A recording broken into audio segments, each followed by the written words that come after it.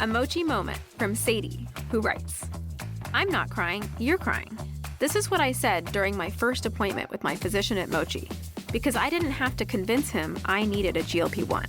He understood, and I felt supported, not judged. I came for the weight loss and stayed for the empathy. Thanks, Sadie. I'm Myra Ahmed, founder of Mochi Health. To find your Mochi moment, visit joinmochi.com. Sadie is a Mochi member compensated for her story. The Murder Shelf Book Club contains disturbing content related to real-life crimes. Listener discretion is advised. He woke his daughter. While she got ready, Keyes returned to the shed yet again. The space heaters had been left on to slow rigor mortis. He rolled Samantha's body in a tarp, opened up his lower cabinets, and hid her remains, turning off the heaters, double-locked the shed door, and called a cab. Feldis asked, "Well, what was your plan?" Keyes responded, "I was thinking it was 20 degrees outside and I didn't have anything to worry about." Feldis, "Were you worried about getting caught?" "No," he replied. From American Predator by Maureen Callahan.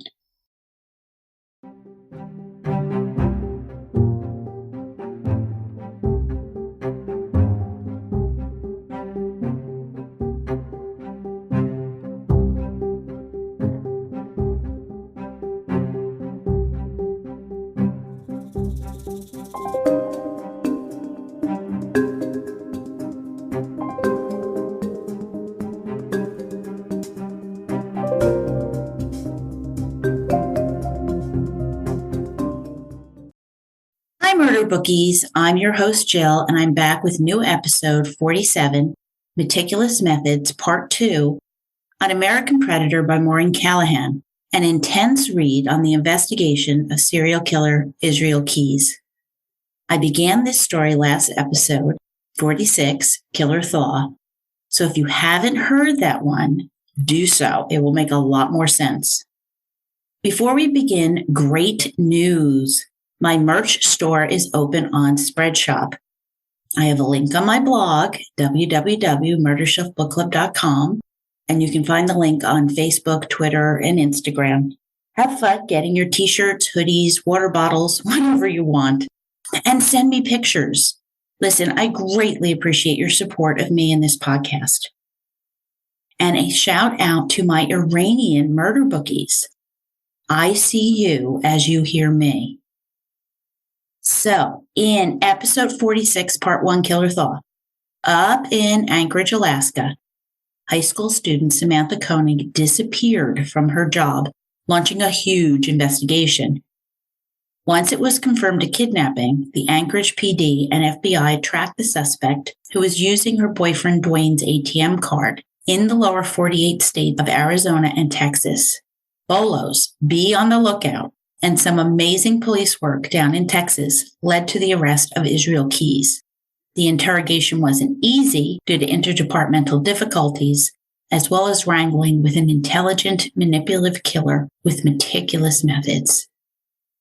Interrogating Israel Keyes was an adventure and frustration. FBI agent Steve Payne and Anchorage PD Jeff Bell were focused on the ransom note, with a photo of Samantha with a newspaper dated February 13th, 2012, that Keyes had posted in a park. This picture is also posted on my blog. Question: was Samantha alive in the photo? Nope, Keyes replied. Question: was she alive when you got back from your trip? Nope. Question: was she alive when you left? Snarky, Keyes said, quote, "That would seem like an obvious question," end quote. Federal prosecutor Kevin Feldis interjected, quote, "So she was alive?" End quote. For the record, this guy is not my favorite. Now, Jeff Bell knew the second the ransom note came in that Samantha was dead, but Feldis blithely continued, quote, but what did you do to her?" End quote.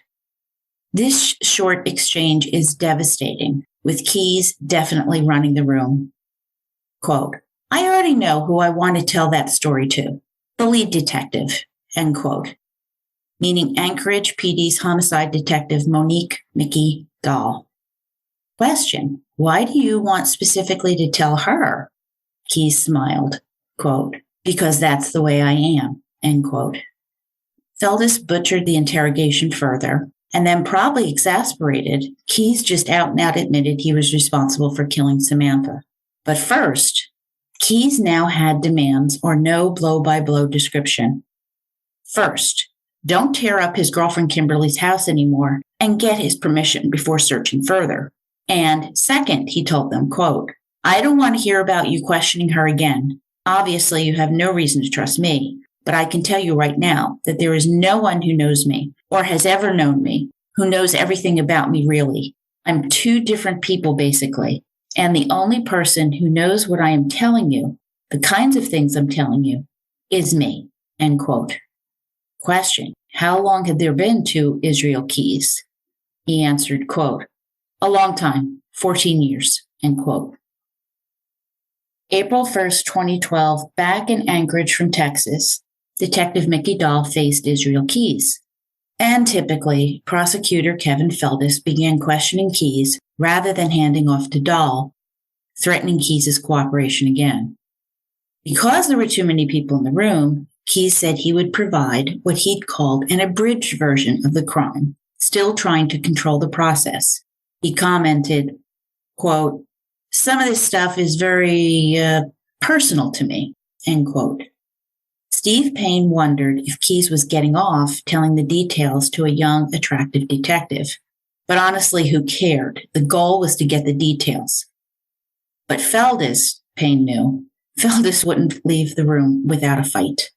Dahl apologized for interrupting, giving off a detached, respectful vibe as she restarted the dynamic to resemble something like Clarice Starling chatting with Hannibal Lecter. And this was deliberate, a strategy, as the search of Israel's house yielded scores of books, many about serial killers. Oh my God, murder bookies, Israel Keyes has a murder shelf. Oh my God. The 2 days in February 2012 that Keyes went missing in Texas were of an even deeper concern now. Samantha wasn't his first victim. Had she even been the last? How many times had he done this before?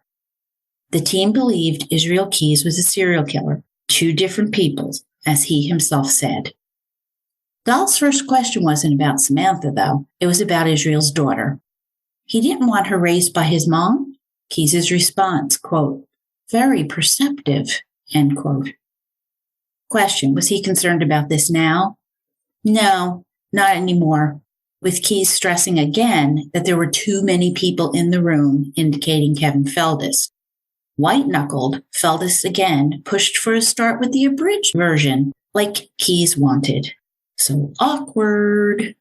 Look, Feldes is a federal prosecutor. He really has no business being part of the interrogation. Back in 2000, when I was with the U.S. Army in Kosovo after ethnic cleansing had savaged the area, as a civilian, I was told in serious circumstances, do not try to handle that for which you are not trained. Speak to what you know, not what you don't. Their expression was, stay in your lane. Feldes is out of his lane here. Now, Keyes admitted to Dahl at this point, quote, you've got your monster, end quote, illustrating the big difference with how Keyes interacted with Feldes, who he wanted to dominate and humiliate. Eventually, Keyes began to talk. In his shed, he'd put a tarp on the floor. Question, was it for catching blood?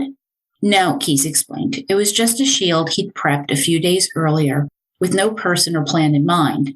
He'd gone trolling, looking for a lone, vulnerable teenage girl. That night, he randomly stumbled upon Samantha, and he liked her. He liked her? He thought about waiting for her ride to pick her up and then taking them both. Wow. So this guy was confident that he could handle a twofer. A sinking feeling came. Had Keyes done this before too? After stealing the ATM card, Keyes returned home, poured himself a glass of wine, and got water for Samantha, returning to the shed. Remarkably composed, Samantha asked for a kidnap update. Had he reached her dad? Keyes assured her it was all fine, untying her, letting her get her hopes up. And then he restrained her again, cruelly crushing that hope. But snag, girlfriend Kimberly was awake inside their home. Now that's a contradiction. Yesterday, or last episode, Keyes said Kimberly was asleep at this point. With the shed space heaters pushing the heat to 90 degrees, which is 32 Celsius, heavy metal music throbbing, the smell of smoke, urine, and sweat overpowering in the small shed, Keyes raped Samantha twice, as he put it, taking 2 to 3 songs to finish. Samantha asked if he was going to kill her and tried to talk him out of it, but he was unmoved, and Samantha was murdered. Keyes shared, quote, "It's hard work to strangle somebody. I knew it from the minute she walked out of that coffee stand that she wasn't going to live," end quote. A somber doll asked, how long did it take her to die? And Keyes said, quote, it's hard to tell. It was taking a while. I remember thinking, I still have to shower, end quote. Wow, that cavalier whoa as the team took all this in. Rape and murder before he had to leave with his little girl to go on a cruise. He added a tidbit. He'd also stabbed Samantha, but he wouldn't talk about that. Showered, he woke up his daughter, and while she was getting ready, he went back to the shed, wrapping the body in a tarp, hiding her body in a cabinet. Space heater switched off. He turned out the light, locked up the shed, and called a cab. Israel added, quote, I've been listening to the police scanner a lot recently, and just felt by the time anyone figured out what had actually happened, the trail would be already cold. Even if they had pictures of my truck, they wouldn't know whose truck it was. They wouldn't have forensic evidence. They wouldn't have shoe prints. They certainly wouldn't have fingerprints or DNA or anything, so I didn't worry about it, end quote. And if law enforcement was honest, Israel Keyes was soberly, embarrassingly correct. He predicted the Anchorage PD's initial lack of and inept response. So the Keyes family went off on a cruise with the dead body in the shed for 2 weeks. February 18th, 2012, Israel arrived back in Anchorage with his daughter. Kimberly was traveling with a friend until the 22nd. On February 21st, with kiddo at school, Keyes began to take the shed apart from the inside, dismantling everything, chopping it into firewood. Samantha's body was now triple wrapped in a foam mat, sleeping bag, and tarp, the sleeping bag soaked with her blood. Okay, another contradiction. Remember how he minimized the stabbing? Now he is saying the sleeping bag was soaked with blood. Everything Samantha touched or brushed up against was cut up, put in a huge garbage bag, along with the clothes he wore that night, and burned in his fireplace. And this part's difficult to hear murder bookies. Keyes went on, quote, I thawed her out. She wasn't rigid, but floppy. And I wouldn't tell you this part, except you're going to find out anyways. This stuff is private. But I had sex with her corpse. She was warm, and I guess I lost track of time, end quote, because that's when his daughter came knocking on the shed door. Laughing as he remembered, he'd said, quote, be right out, go eat breakfast, end quote. Question, how did he do the ransom note and photo? Keyes explained he got a Polaroid camera at Target, but they were out of film. So he put his daughter to bed and then left her alone, driving an hour to the Wasilla Target to get the film, also picking up a ribbon and paper for a typewriter he'd gotten at Goodwill. The February 13th newspaper came from a dumpster. Dahl asked why he picked February 13th, and Keyes said, quote, because I wasn't in Anchorage on the 13th, end quote. Meticulous methods, man. He said it took him like 3 to 5 hours to do Samantha's makeup using a ton of foundation. Quote, well, she didn't look good. Her skin.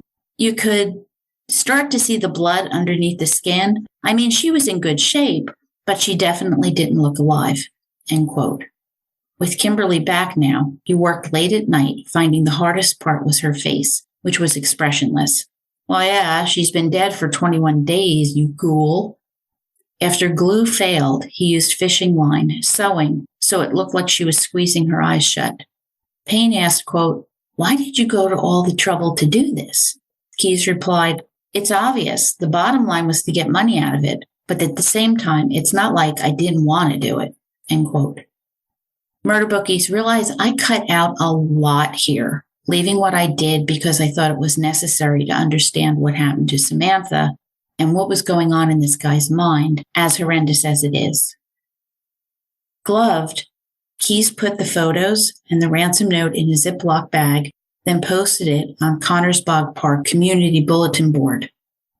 Later, with Kimberly at a friend's, he turned on Samantha's cell phone and texted Dwayne, then removed the battery again. Later, he passed sirens and flashing lights at the park and knew the police had found the note.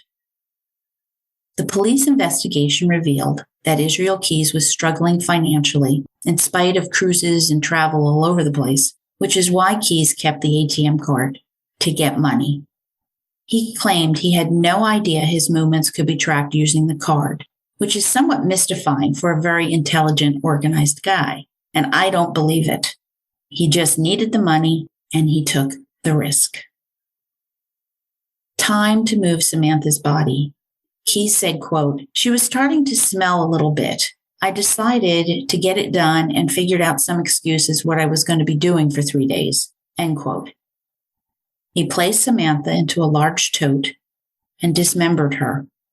It took him 3 day trips out to Matinuska Lake, always removing his SIM card and battery from his cell phone, dragging a chainsaw, lead weights, a snow shovel, plywood, fishing gear, and his ice hut on his sled. He went out about 200 yards, which is about 183 meters. Cutting the hole in the ice was harder than Keyes expected. He used the lead weights to test the depth of the waters. Lake Matinuska went down 80 feet or 24 meters at its deepest. Placing plywood over the hole, he put snow on top of it and left. So it occurred to me that every time his cell phone drops data, it is a signal that Keyes is doing something very, very bad. Just saying. Ice fishing day 2. Driving in commuter traffic with more of Samantha's remains in his pickup, Keyes went back to the lake. He weighted her body parts and dropped them down the hole into the icy waters. And then he left for a parent-teacher conference about the Gifted and Talented program. Okay, there you are. There are the 2 Israel Keyes, side by side. The rest of the remains were dropped in the lake on day 3, observing the area cautiously for any witnesses. Very disciplined and methodical killer, Payne thought. Now they could retrieve Samantha and bring her home, and this would be so much harder than it sounded. The Anchorage FBI Evidence Response Team Special Agent Liz Oberlander reached out to the FBI dive team. Usually it took 2 months to prep for a dangerous recovery, but Liz Oberlander needed it to happen pronto. Sitting in traffic in Los Angeles, Bobby Chacon got the call. Quote, "There's a kid up in Anchorage who's been dismembered. They need you right away," end quote.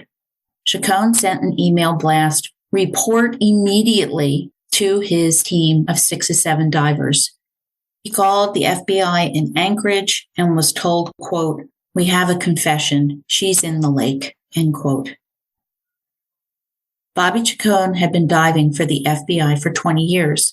His first recovery being the 1996 search for the 230 passengers and crew of TWA Flight 800 that crashed off Long Island, which this New Jersey girl remembers well. It took 4 months to recover DNA from every single victim. The cause of this crash was deduced to be an explosion in the center fuel tank. Now, Chacon planned out this recovery, getting coordinates, water depths, distance to shore, average temperature. He asked Oberlander, "Do you have a forklift?" She got one, plus a pop-up shelter so the team could dress while protecting the monitors from the elements and providing some privacy. This retrieval of human remains would be difficult. Which divers could handle the geographic challenges coupled with the mental and emotional issues? Chacon debated. "Thank you, FBI dive team, for the work you do. I cannot fathom how you do what you do. Truly, I feel indebted to you."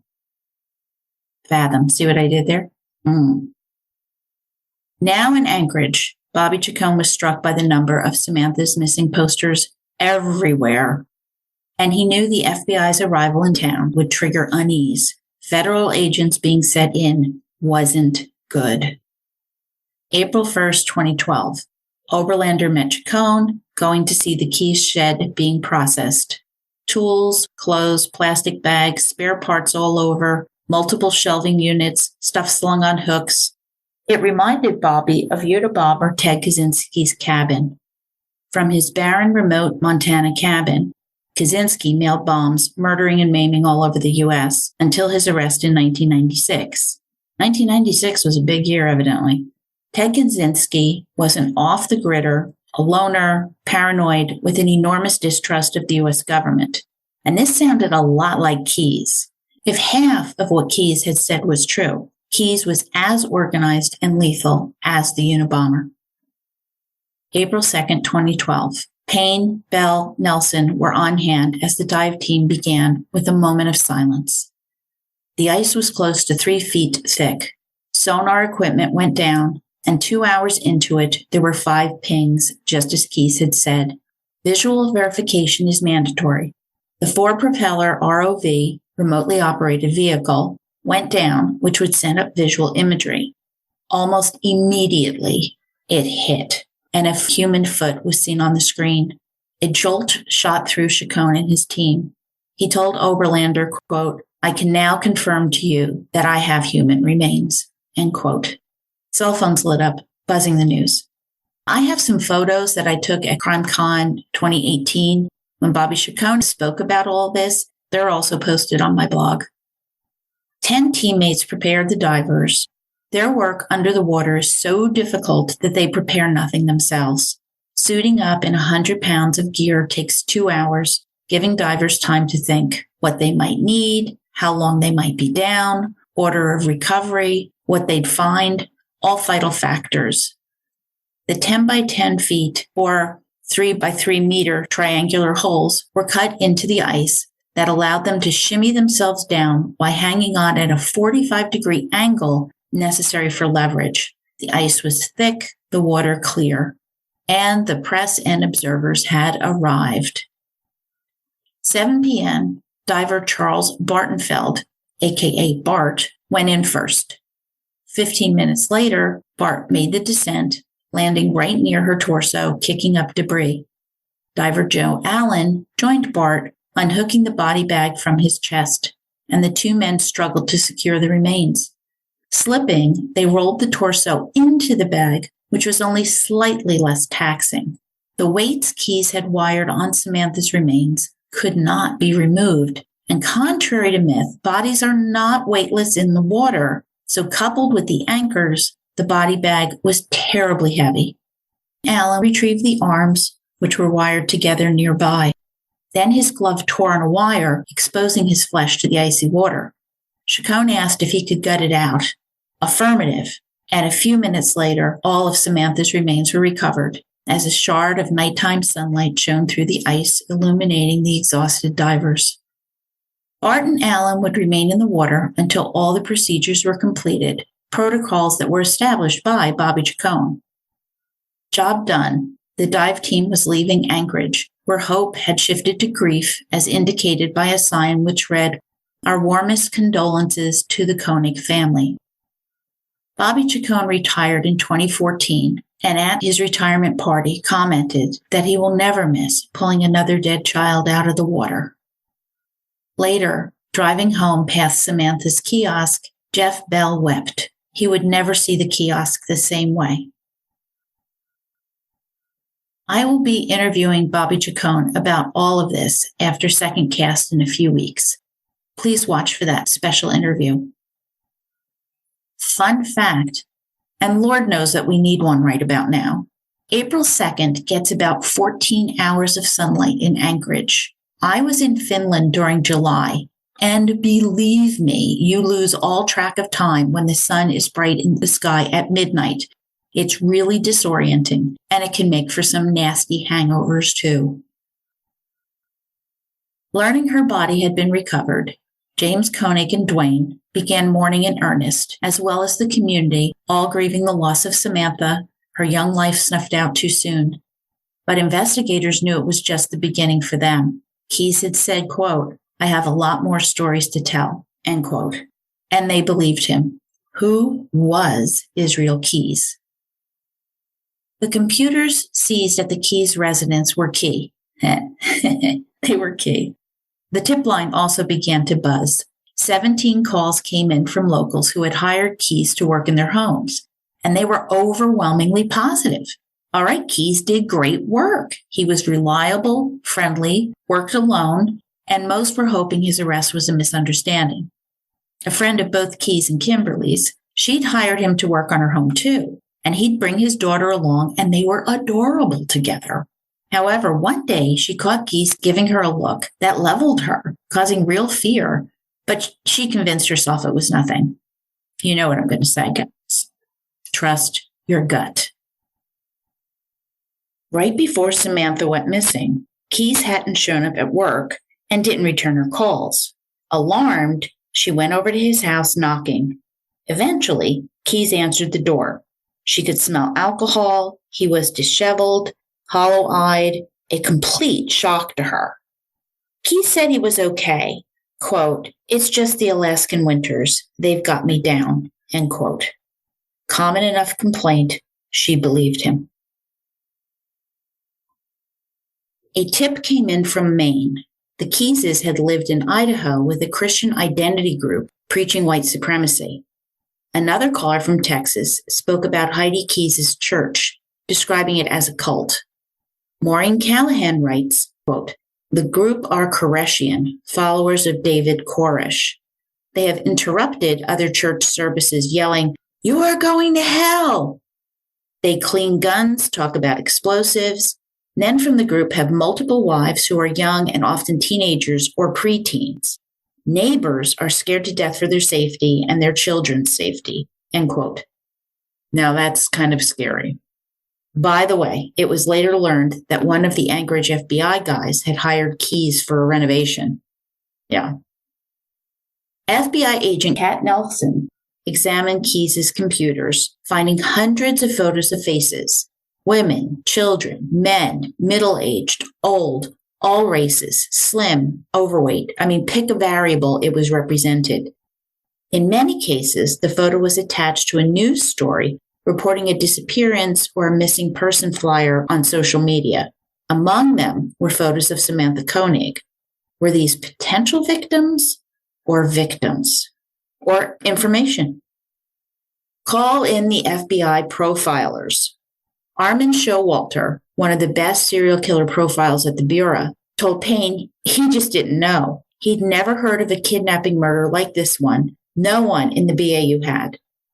Sending him the images, he'd run facial recognition on them. There was no national database for missing persons, no law that required missing adults to be reported, and no ways to tell if Keyes liked reading about missing people or was cataloging his victims. With the dive team in town, Dahl and Payne realized the media would tie Samantha to the activities at the lake.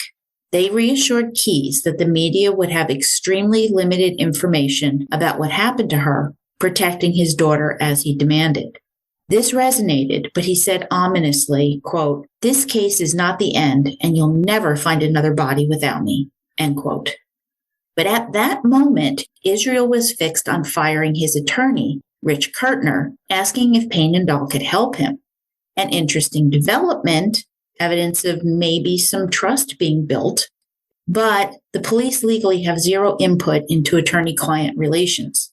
Payne suggested he speak to them about other crimes where Kurtner was not representing him. All Keyes had to do was say he was representing himself in these other yet unnamed cases.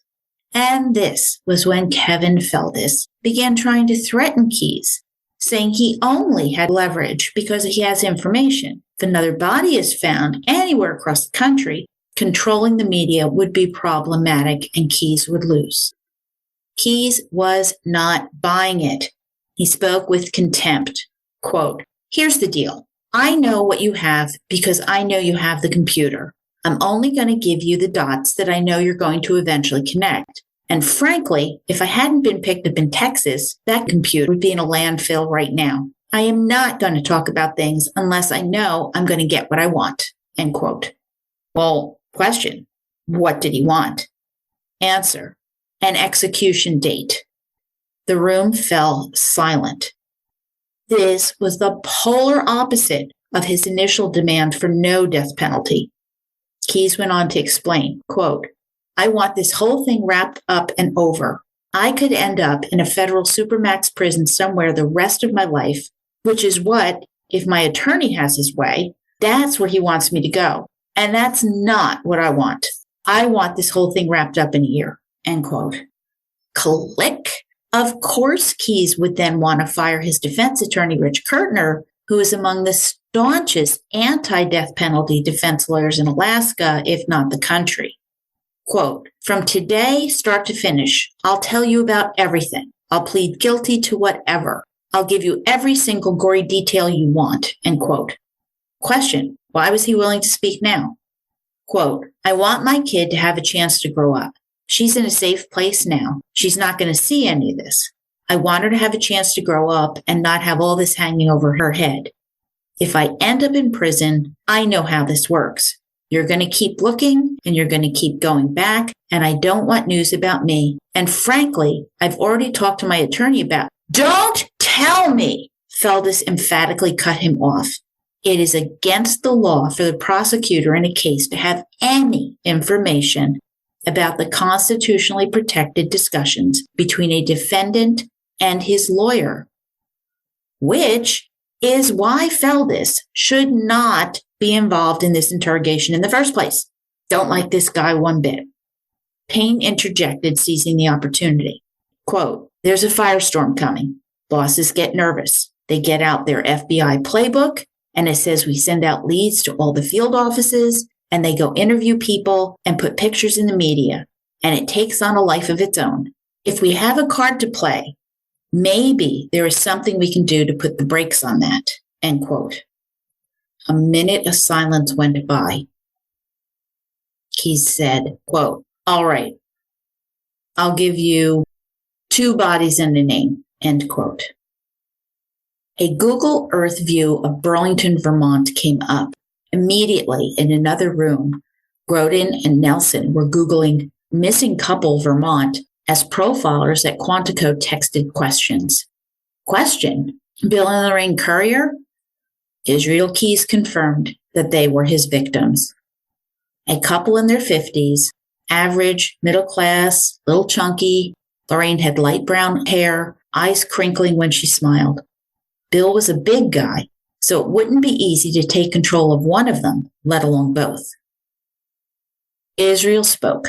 June 2nd, 2011, he flew from Anchorage to Seattle to Chicago, rented a car, heading towards Maine to visit his brother. Stopping in Indiana, he then went by the old farmhouse he owned in New York and then Burlington, Vermont. Immediately, Jeff Bell made a note to investigate missing people in Indiana and New York as Nelson searched for the New York farmhouse address. Keyes checked into the handy suites in Essex, Vermont. He took a drive and touristed around a bit. It was really a beautiful night. As Keyes spoke, he now reacted physically, excited, knees bobbing, shackles jangling, rubbing the armchair. This would be his signature expression for sexual excitement, a substitution for masturbation, and it indicated the truth of his story. Keyes dug up supplies he had buried 2 years prior, a 5-gallon bucket, which held zip ties, ammo, guns, silencers, duct tape, and Drano to accelerate decomp. He'd buried more kits all over the country. He fell into a trance as he got deeper into the story. Around 8 p.m., a dark, rainy night, leaving his hotel, he crossed the road, stalking a victim, and came upon a house on Colbert Street. He got a sense that an older couple was living there. No kid toys, no swing sets. That was part of his code, he said. Quote, the one thing I won't do is mess with kids, end quote. Cutting the phone line, he saw there was no alarm system. Being in construction, it allowed him to predict floor plans easily. Putting on leather batting gloves, dressed in black head to toe, he strapped on an unlit headlamp, climbed through a garage window, and passed the courier's green Saturn sedan. In the car's glove compartment, he confirmed that a middle-aged couple lived there, Lorraine and Bill Currier. He wound up breaking the window to get inside. Was he planning to rob the house? Quote, "The main reason I was there was for them," end quote, was the chilling response. A blitz attack came fast as he entered the courier bedroom, zip-tying them. He knew how they'd react, and it gave him a tactical advantage. Did they have guns? Yes, a loaded .38 Smith & Wesson in Lorraine's nightstand. He kept his gun pointed at her as he retrieved her .38. Keyes pulled lingerie out of the dresser, but added, quote, "I don't know if I want to get into that," end quote, although he admitted his motive was purely sexual. They were forced to lie down on the bed, arms behind them. Barking questions, Israel kept them disoriented. Do you have a safe? Other guns? Prescription drugs? Jewelry? ATM card? What's the PIN? Lorraine acted, fighting hard, trying to roll herself on the floor, but he grabbed her by the neck, smashing her face. He threatened her as he had Samantha. Angry, Keyes remarked that these folks were not taking him seriously. Rummaging through drawers, he came upon a military patch called an electric strawberry. What a coincidence! He and Bill Courier both served in the Army's 25th Infantry Division. He told that to Bill, letting Bill wonder if this revelation would help them, letting him have hope. Keyes announced they were leaving the house, making sure that Bill and Lorraine put slippers on because of the broken glass. There'd be no blood, no DNA. He put them in the car and drove off. They begged. Bill needed his medication. They had no money. They hadn't seen his face. Let them go. Take the car. Keyes told them that this was just a kidnapping and he was taking them to a safe house. But in his backpack, there was a pan, water bottles, 50 feet of coiled nylon rope, latex gloves, duct tape, and a small propane stove. That does not bode well. About 4 a.m., the Saturn pulled into an abandoned farmhouse that had a for sale sign that Keyes had spotted during his earlier drive, all part of his MO, scoping out the area looking for lonely, abandoned, remote buildings. This farmhouse was falling apart, huge hole in the roof, set back on a hill from the main road. It had a huge tree blocking its view. No one had been here in ages. It was perfect. When Keyes took people, he was very aware of the adrenaline rush, the color draining from their faces, pupils dilating in fear. He could smell their sweat, a true predator. Extending these responses as long as possible was another rush. He left Lorraine in the car, moving Bill to the basement. Returning outside, he saw Lorraine standing up in the car and then taking off, running towards the road. Damn it! But Keyes was faster, tackling her, dragging her into the house, upstairs to the dilapidated bedroom. He couldn't believe it. She'd almost got away. Angry, he strapped her down with duct tape, rope going around her neck, with her fighting the entire time. Shouts now came up from the basement. "Where's my wife?" With Lorraine secure again, he grabbed a knife and went down, taking a water bottle with him. Question, why the water bottle? Again, Keyes wasn't sure he wanted to get into that. In the basement, Keyes' headlamp showed a half-untied Bill thrashing to free himself. This enraged Keyes. Bill fought back, managing to shove Israel around. Where was the pulsating fear? Keyes told the team, quote, "When things get physical, that pisses me off because there's a very specific way I want things done. Very specific way I want things to happen. And I have the whole thing planned out," end quote. Investigators determined Keyes planned on raping Bill too. Quote, "So when somebody messes up that plan, it kind of surprises even me that I lost control that way," end quote. Murder bookies, the fantasy is everything, all important. Although it seldom goes as the serial killer anticipates. That's why he's mad. Unraveling, Israel Keyes ran upstairs to fetch his loaded gun, equipped with a homemade silencer. Returning to the basement, he saw Bill back on his feet again, yelling. Keyes shot Bill, hitting his arms, neck, head, and chest. And Bill was still standing. Keyes had never seen anything like it. But finally, Bill collapsed to the floor. Unnerved, Keyes went out to have a cigar and tried to pull himself together. It's all ugly, but this next part is really ugly, murder bookies, so brace yourselves. Inside again, Keyes covered the bedroom window that faced the road with a detached door and set up the propane stove and boiled water. Question: what was that for? Quote, Keyes chuckled. I don't know if I want to get into that today. End quote. Oh, God. After gagging Lorraine with paper towels, he cut her clothes off with a knife as she fought. He raped her twice, using condoms both times. Then they shared a cigar. Again with the shared. During the second rape, he choked her unconscious, not ready to kill her yet.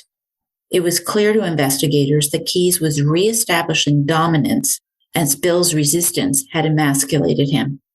He took Lorraine to the basement, where she saw her husband dead, lying in his own blood. So much blood. A mistake Keyes usually did not make.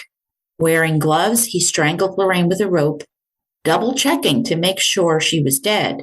This older couple were way tougher than he'd imagined. He cut off their restraints, poured Drano over their bodies, putting each in trash bags and leaving them with the garbage in the corner. The sun was up now, so he had run out of time. He couldn't burn down the house as he'd planned to cover his tracks. But he thought whoever bought this house was interested in the land, and they'd tear the house down themselves. The basement would smell so putrid, they'd assume some animal had died down there. Exiting, Keyes drove the courier's car to the Rite Aid parking lot where he'd left his rental the night before, far away from surveillance cameras. Head down, hoodie up, their ATM card in hand, with only $100 in the courier's account, Israel passed. It wasn't worth the risk. Aha, so he slipped up, revealing he did know he could be tracked using a victim's ATM card. This whole thing had taken about 6 hours, start to finish. He drove to Maine. Why had he done this? Keyes said, quote, I don't consider myself that different than hundreds of thousands of people, end quote. But recall, they had found bondage, S&M, gay, transgender porn on his computer. Only Keyes said he took it to the next level. Quote, the sexual fantasies, the money, the adrenaline rush, once you get started, there's nothing like it, end quote. During this whole gruesome rendition, investigators noted the similarities of what he'd done to Lorraine and Samantha, tied with zip ties, rope around the neck, stuffing mouths with paper products, sharing cigars with the women, stabbing and raping them twice, plus stealing ATM cards. A signature was emerging. On the way home from Maine, Israel drove past the courier's Vermont home, learning the police were clueless and that a witness had come forward saying he'd seen a white man with long brown hair driving the courier's car. Not worried, the sketch didn't look like him. And the sketch can be seen on my blog too. Back in the present, Keyes knew he'd been sloppy while in Texas. He didn't always turn his cell phone off. He had dime-marked packets of money in his rental car, which had obviously exploded after a bank robbery. Bandit Tracker, a website that catalogs surveillance images, found a video of a masked man who looked like Keyes committing a robbery in the National Bank of Azle, Texas. Links to Bandit Tracker were found on Israel's computer too. Yet, Keyes believed he was in control of this narrative, offering information on arson. He burned down a house, but in return, he laughed, saying he wanted a cigar first. From this discussion with him, police learned that one of Israel Keyes' favorite pastimes was pulling up small towns on Google Earth, remote places with easy highway access, towns that rarely have crime, and consequently, an inexperienced police department. Then he'd search and see how many banks were in the area, which had surveillance cameras, little infrastructure, and thus were wholly unprepared for a bank robbery. Keyes said he was, quote, on a supersonic high after what he'd done in Alaska. It was all he could think about. Killing Samantha in his own backyard was the biggest, riskiest thing he'd ever done, and he'd gotten away with it, end quote. He thought he had. He felt emboldened when he posted comments on the Alaskan Daily News website. He loved seeing the investigation play out, enjoyed the anonymous recognition, feeling omnipotent. The family cruise hadn't taken the edge off as he had hoped. Question: did he take someone in Texas? He denied it. So what had he been doing for those 2 days? After a lot of smoke and mirrors, Keyes said he drove around, burnt a house down, and so he had thought about taking someone too. So spot on Bell. He was all amped up. He'd even considered burning churches. Churches? Why churches? Bell asked. Quote, "Oh, it's a personal thing. It's not so much that I care, but I had it in my mind that I was going to start using churches." End quote. His computer confirmed that he had searched remotely located churches. He fantasized about his victims being held in a small town church, raping and torturing as they pleaded for their lives to a God who didn't exist. Maybe he'd staged the bodies on the altar, waiting for them to be discovered by a priest, or maybe even the congregation. Or maybe he'd just burn it down with the victims inside. But this hadn't worked out. And we are beginning to see the real Israel Keyes. Question: did this come from the way he was raised? Probably, he conceded, but it really was just his general philosophy. Hard line was drawn. He would not speak about his childhood further, which convinced the team that this was important territory to delve into. How had Israel Keyes become a monster? Keyes found Texas harder than he'd imagined. Straight-talking shit-kickers, people who were openly suspicious of outsiders, and many people had guns. Like, no one took their personal safety for granted. Way to go, Texas. That's why it took him so long to find a house to burn in Alto. Frantic Googling, Nelson found it, a fire in Aledo, Texas, on February 16th, 2012. And the house was remote and would draw police so he could hit the bank. Bank robbery, hunting prey, and arson. Clearly, Keyes was out of control and was escalating. Before he wanted to remain off the radar, a ghost with no visible or virtual footprint. Now he felt himself conducting elaborate crimes that would make the national news. This urge for infamy had built up slowly over the years. For a long, long time, he only checked media coverage from airports, libraries, public computers only. As he became more brazen, Israel became frustrated. He wanted the world to know, in the history of monsters, he was great. He never believed he'd get caught.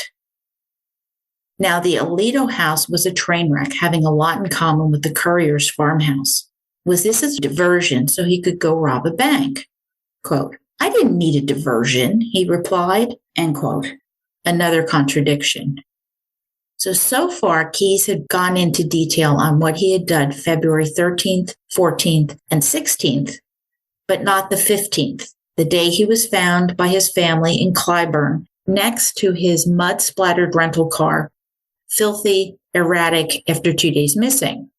What happened on the 15th, the investigators asked. Now, in searching girlfriend Kimberly's house, a piece of paper with a random number written on it was found. Another clue. It turns out the numbers were police scanner frequencies for Stephenville, Texas. Keyes meticulously planned escape routes in advance. Stevensville was an hour from Aledo and Clybourne. Bell knew he had taken someone in Texas. He just knew it. February 15th, 2012, Texas missing person. Jimmy Tidwell, an electrician, who'd last been seen in Longville, Texas, 2 hours outside of Dallas, was heading home after working the night shift. Days later, his white Ford pickup truck was found parked 5 miles from his home. There was no sign of forced entry or foul play, according to his sister, Lynn Atkin. Reliable, punctual, a wood carver, Jimmy's glasses were found on the seat, but no wallet, phone, or keys. 58 years old, long wavy brown hair, glasses, married to Carol with 2 grown children. Nothing marked Tidwell as a high-risk victim. No one believed he had hitchhiked off to a new life. A manhunt ensued, reward money raised, and not a single lead emerged. Did what happened to Tidwell fit Israel Keyes' MO? Well, let's see. Lone guy in a remote area like Enterprise, Texas, a deserted road.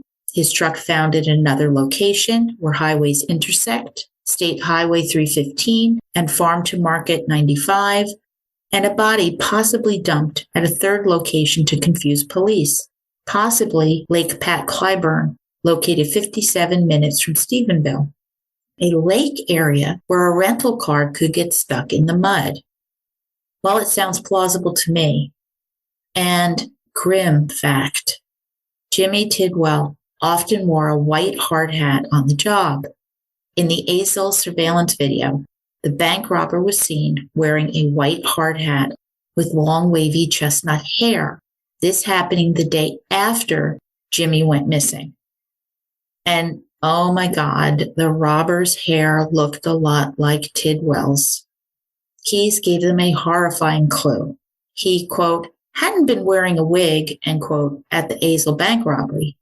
Asked where he got real hair, he went silent, finally saying, quote, you don't have to buy real hair to get real hair. Hair is free. Everything is free if you take it. End quote. Oh my God.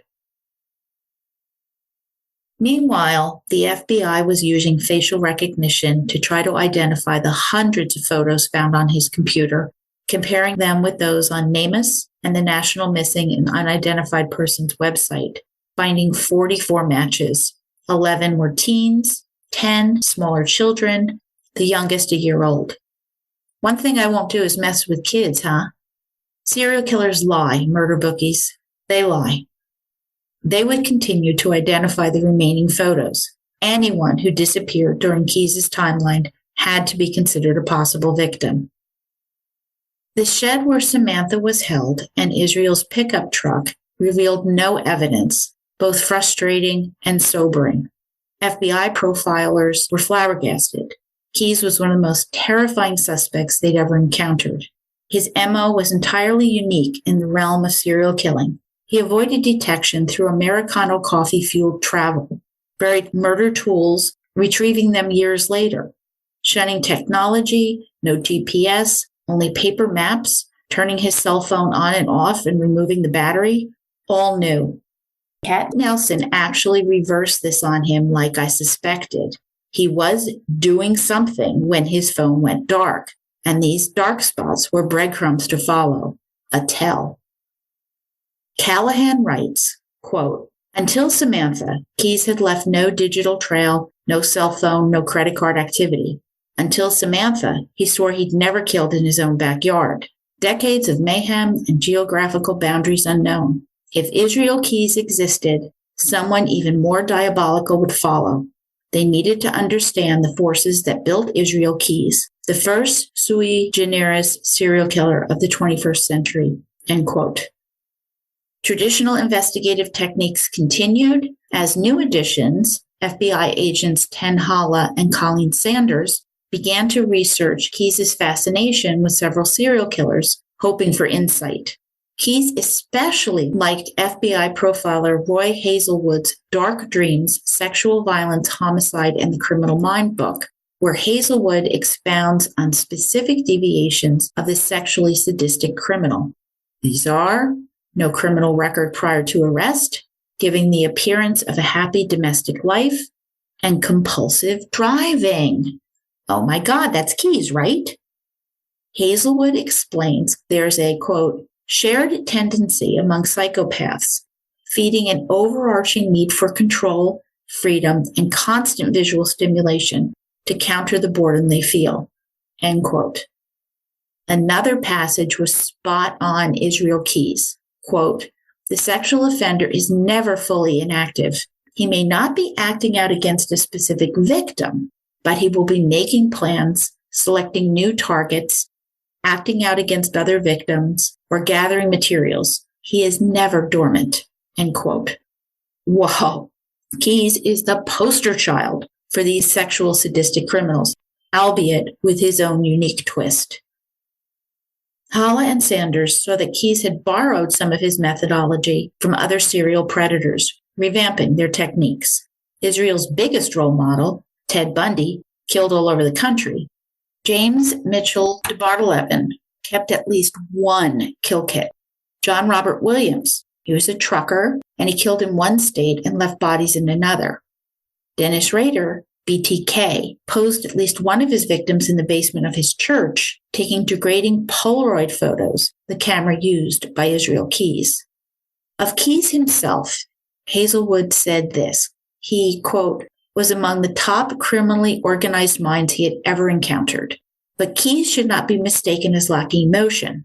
Far from it. Psychopathic sadists such as Keyes have pushed their emotions down so deep, only extreme acts evoke any feeling whatsoever. That's why their crimes, horrific even in the beginning, must escalate, typically from the torture of small animals to ropes and murders, increasingly elaborate in planning and realization. Palatable gratification comes only through multiple victims and great suffering, end quote. I think we can see that. Holy moly, that's a lot to digest. Hazelwood tells us that the sadistic, sexually motivated killer is truly rare, and Israel Keyes was in the 1% of the 1%. Israel said he thought he was reading about himself when he first read Dark Dreams. He never realized his perspective and obsessions weren't unique. As unthinkable as these crimes are, working on the origins of Israel Keyes as a serial killer was considered a once-in-a-lifetime opportunity, and Keyes was resisting. Had he been abused as a child? Keyes denied it, repeatedly insisting his family had nothing to do with any of it. They were good people who loved him. But Keyes couldn't avoid the court-mandatory psychological evaluation if he wanted the death penalty. He had to be found sane. Washington State forensic psychologist Dr. Ronald Roche was assigned the task, combining his report, interviews, plus journal entries seized from Keyes' home, allowed investigators to finally construct a history. Born in Tiny Cove, Utah on January 7, 1978, his parents were teenagers when they met in Los Angeles. John Jeffrey Keyes, called Jeff, was quiet, kept to himself, spending his time with family, having few friends. He was a natural-born mechanic. Heidi Hawkinson Keyes was adopted by an older couple. A loner, Heidi had seemed more mature for her age, preferring to hang out with adults. A Girl Scout for 11 years, she later shunned football games and beach parties. Mormons, Heidi and Jeff were married at ages 21 and 22 respectively, planning to raise a family all natural, as God had intended. Moving to Utah, their daughter named America was born at home, delivered by Jeff, as all the following 8 would be. Jeff hated medicine, rules, and doctors. None of their children had birth certificates, social security numbers, or attended public school. The Keyes picked up and moved to Washington, purchasing 160 acres near Colville after a neighbor called social services on them.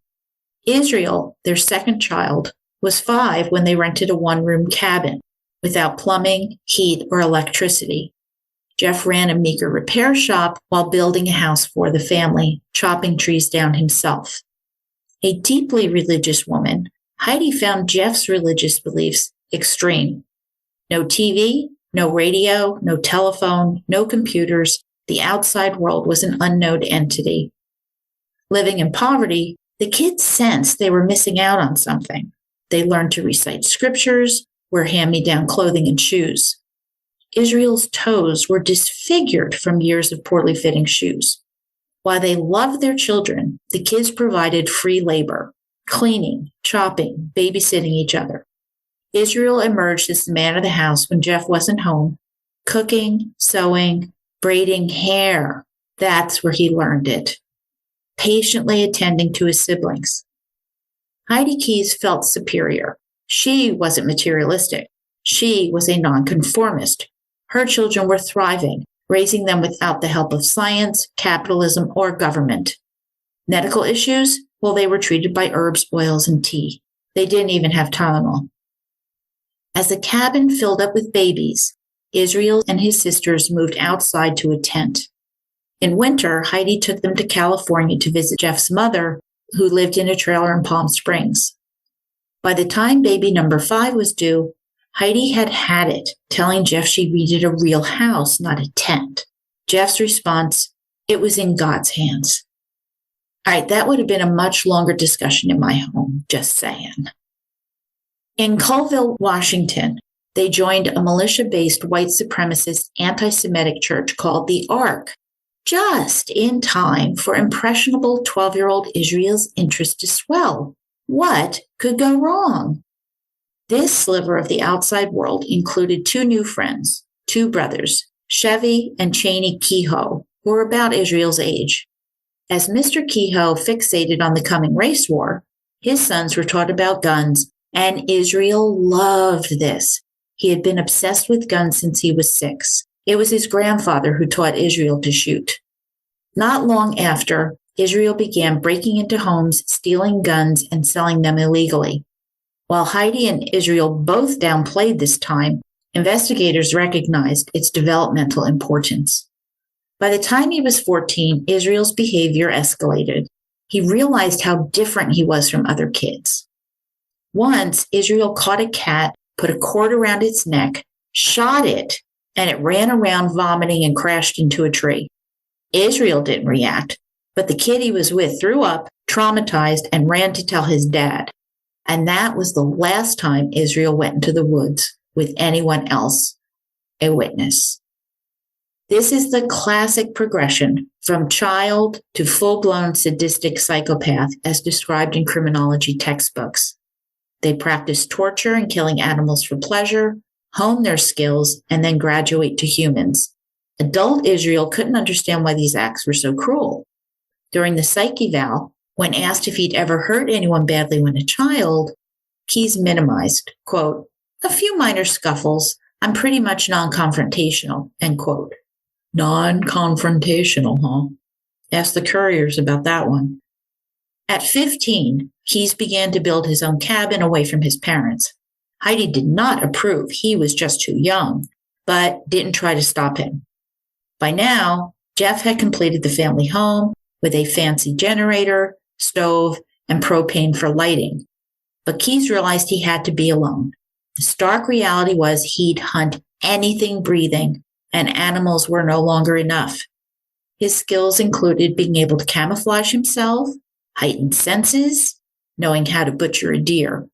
Unobserved, he sat in the woods for hours watching people, pondering how easy it would be to take someone and make him disappear.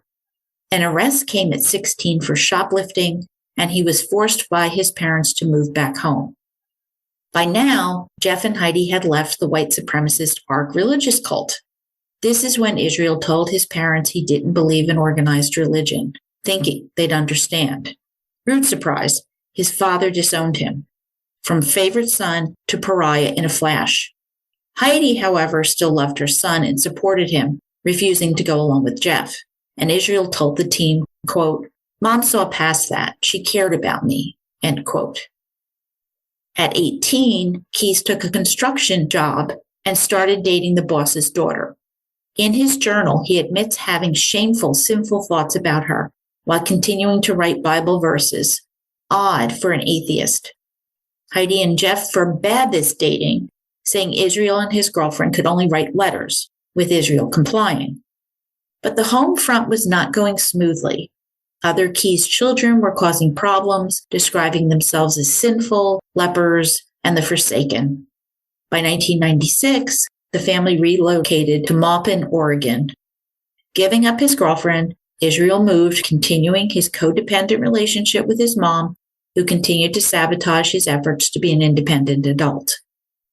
Maupin, Oregon. The family was back to living in tents again, bellies hungry. There less than a year, they inexplicably moved across the country to Malone, New York. While buying new property, Israel's dad signed the deed over to him. Was this some apology? Unknown. Then they moved again to Smyrna, Maine, to make honey among the Amish. All right, that was it. Israel had had enough. He was done with this life, which started in Mormonism, shift to extremist Christian fundamentalism, which Israel called, quote, "crazy white people with guns," end quote. And now the Amish? Oh no. His journals reflect his longing for his Colville girlfriend. questioning why he couldn't live his own life since his family were pioneering paranoid nuts. Alone, he lived in his barely habitable New York farmhouse and recalled being happiest there. After earning his GED in 1998, he joined the military, as we suspected, which brought a whole new set of skills and opportunities for a fledgling serial killer like Israel Keyes. And I hate to stop, but that is it for episode 47, Meticulous Methods, American Predator by Maureen Callahan, Part 2. Now in episode 48, Macabre Chit Chat, Callahan takes us further into the mind of this serial killer as the desperate investigators seek to identify more victims with a shocking ending. It is not possible for me to cover all the twists and turns, so read the book. You will love it as much as I did. And my choice for our next book is A Death in White Bear Lake by Barry Siegel. In 1962, Jerry Sherwood gave up her newborn son, Dennis, for adoption. 20 years later, she set out to find him, only to discover he died before his 4th birthday. What happened to the little boy Jerry never forgot? She begins asking questions which unlock a 20-year secret wrapped in apathy and silence. Do not miss this, please. We need to remember Dennis and his legacy. Thank you for listening. Email me at jill@murdershelfbookclub.com. Find me on Facebook, Twitter, or Instagram. I love hearing from you. Hit up the merch store and send me photos, please. And leave a 5-star review. It really does matter. Subscribe where you listen to podcasts, car, home, work, working out. Let my episodes pop right into your feed. And until next time, Murder Bookies, happy reading, trust your gut, lock your doors. Source material, snack and drink information, plus show notes and photographs for the American Predator trilogy is found on my blog too.